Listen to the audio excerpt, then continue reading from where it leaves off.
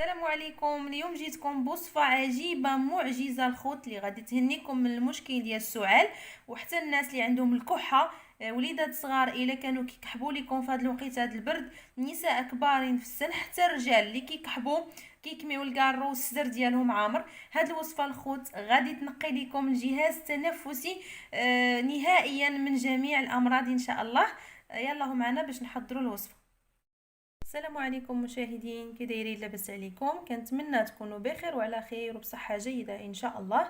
اليوم الخوت غنشارك معكم هذه الوصفه هذه اللي سمعتها عند الدكتور الفايد الله يجازيه بالخير، وجربتها مع الابن ديالي وعطات نتيجه الخوت من اول استعمال، من اول ليله عطات نتيجه، وحتى نتوما ان شاء الله تعطيكم نتيجه من اول استعمال. بالنسبه للناس اللي كيعانيوا من الكحه، سواء كانوا نساء كبار في السن، رجال، وليدات صغار، حتى الرجال اللي كيكونوا كيكميو الكارو الخوت وكيكون الصدر ديالهم عامر، يعني الكحبه ديالهم كتكون عامره. فهاد الوصفه الخوت كتعالج فحال هاد المشاكل هذه وكتنقي لك الصدر ديالك. وصفه مجربه، غتحتاجوا فيها جوج مكونات الخوت. هذا زيت الزيتون، وهنا عندنا 5 ديال الفصوص ديال الثوم، يعني 5 ديال الحبات ديال الثوم غادي نكبوهم على زيت الزيتون. وصفه الخوت مجربه، وانتم عارفين دابا حنا البرد وداكشي ضروري الوليدات ديالنا ما يكحبوا ما يمرضوا. فهاد الوصفه الخوت راه رائعه وفحال رحمه الله. غادي نضيف هاد 5 ديال الفصوص ديال الثوم،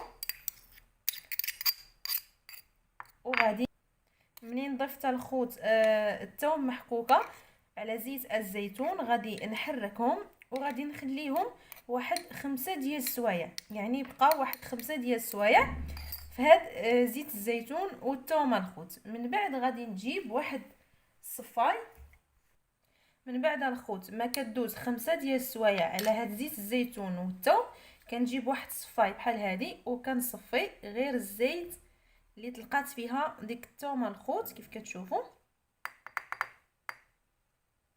طريقه الاستعمال سهله، كتخليو حتى الليل حتى يدخلوا وليداتكم الفراش ديالهم باش يبغيو ينعسوا. كتعطيهم ملعقه صغيره، ملعقه صغيره من هاد الزيت الخوت، ملعقه من الليل وحتى يدخلوا الفراش ديالهم حتى يتغطاو ويبغيو ينعسوا الخوت. راها وصفه رائعه ومجربه. بالنسبه للناس الكبار يقدروا ياخذوا ملعقه كبيره، اما الوليدات الصغار نتوما عارفين انهم ما كيبغيوش زيت الزيتون، كتجيهم قاصحه واحد شويه. بالنسبه للناس الكبار ياخذوا معلقه كبيره، والوليدات الصغار ملعقه صغيره. هاد الوصفه الخوت راه كتنقي لنا الجهاز التنفسي، يعني الجهاز التنفسي ديالنا كيرجع بصحه سليمه الخوت، والله يشافيكم ويشافي جميع مرضى المسلمين. وكانت هذه هي الوصفه ديال اليوم. الى اول مره كتشوفوا القناه ما تبخلوش علينا بالاشتراك واللايكات باش دائما يدخلكم الجديد ديال ام يحيى. ما تنساوناش من لايكات الخوت، والله يشافيكم والله يحفظكم.